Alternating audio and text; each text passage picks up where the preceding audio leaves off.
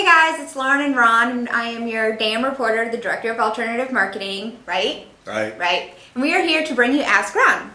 The first question is from Josh Caldwell. He's from Pittsburgh, Pennsylvania. Oh, I know Josh very well. This better be a simple question. In fact, I'm going with Josh tomorrow to Memphis to look at an apartment project that Josh put under contract after he attended my commercial property boot camp.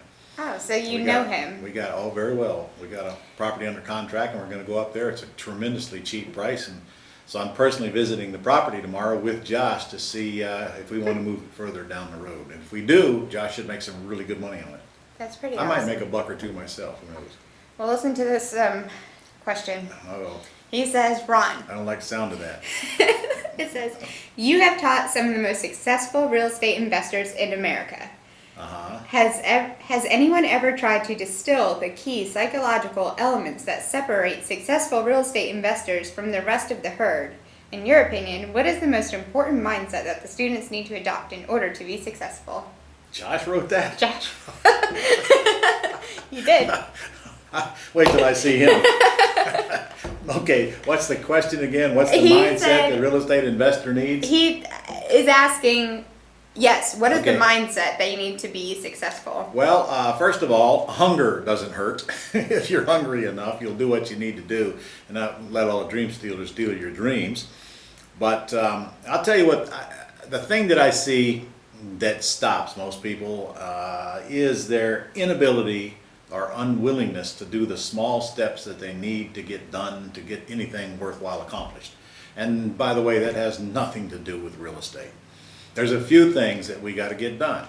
We got to get our buying machine cranked up. That means we got to get prospects coming across our table. That means we got to call FSBOs or get somebody to call them for us. We got to do some ads, or we got to send out some letters. We got to do something. We got to put some ads on the internet. We got to get the machine started. And then we got to start pre-screening them quickly, which takes a little bit of training to learn. And then follow up and buy the ones we can buy and get rid of the rest. It's not that hard. It's not that hard. But I have to have the mindset to where I'm going to plow through the beginning stages, overcome the questions and hurdles that I don't understand, push through them, get the answers and get it done and get it up and running. It's amazing how many people get this close, but then they don't pull the trigger. Pulling the trigger is the hardest thing I have to get people to do. So I got a mindset, I'm going to get this done come hell or high water. I'm on the island. I'm going to burn the ships behind me so I can't get off the island. And I'm going to do my best or die on my sword. If you get that committed type of attitude, you'll get something accomplished in life. And honestly, if you don't have that attitude, you're not going to do anything. You're going to have all these things you're constantly doing a little bit of and never get any one thing of any value completed. And that would go for anything in life. Anything in life. And I'll tell you, the older I get, I think the lazier people are getting. Yeah. Yes, I mean, Okay. This next one comes. you know what? I could sum all that up with, get off your ass and do something. That pretty That'll- much sums it up That- for everything. That'll probably lose us some subscribers. So But it's the truth. Go ahead to the next one. Okay, this one comes from Calvin McTeer in Chicago. Okay. It says, hi Ron, I've been approached by an owner that wants to do a short sale on their property. They're asking $95,000, but they have a $470,000 mortgage plus $75,000 worth of repairs. Wow. The property's not in a war zone. They're all brand new homes on the opposite side of the street, and there's more all around. This used to be a 3-flat and has been converted into a 6-bedroom, 3-bath, single-family home. Wow. The average comp in this area is about $440,000. Okay. I'm not looking to do work equity, but I may know somebody who is. Is this a good deal for work equity, or should I just walk away? All right. It's not a good deal for work equity. It has no relationship to work for equity. You got bigger problems. If I read it right, you got a property worth $440 that has a $475 debt on it, and the seller wants $95,000. Yeah. Come on, the seller and needs $75 in work. The seller is first of all out in outer space. They're in la la land. Secondly, if you're going to do a short sale on this property, the seller cannot get $95,000. The bank would not approve it. And if you try to keep it a secret and hide it from the bank, it's lender fraud and you can get yourself in trouble for that. So you cannot do that. The only thing you can do with this is short sale it. Forget the work for equity because you're probably not going to close on it to begin with. The seller's got to agree that they get nothing out of it because they're not going to get anything anyway. It's going to go to the sale. And you buy it as a bank repo after the fact. But then you don't want to close on this one unless you get it really cheap. In this particular case, if that house is really worth $440 and it needs $75 in work, which I doubt, but even if it does, I mean, I'm going to buy that house in the twos or I wouldn't touch it with a 10-foot pole. Good news is the bank is very likely to discount that thing down into the upper ones or the twos because it needs so much work.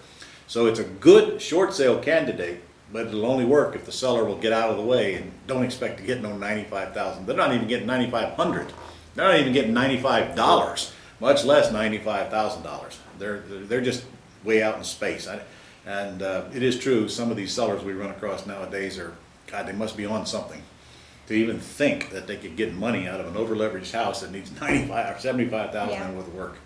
Step one, get seller out of the way. Step two, if you want to do a short sale, fine, but then ask yourself, okay, where's the money going to come from to pay the bank if I do get this successfully negotiated down into the low twos?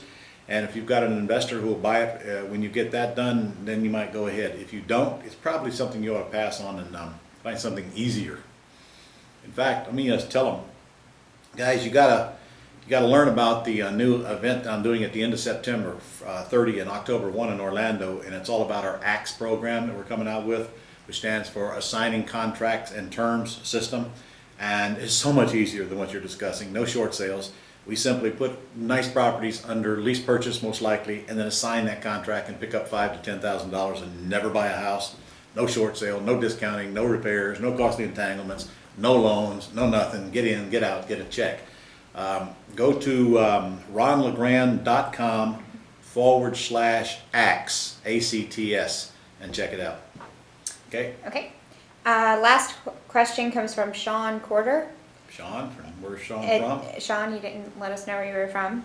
No. Gotta know where you're from, Sean. He says, what are your thoughts about how far away from your home base to be investing in? Well, that's a good question. I get that all the time. The answer is, Sean, depends on what kind of investing you're going to do.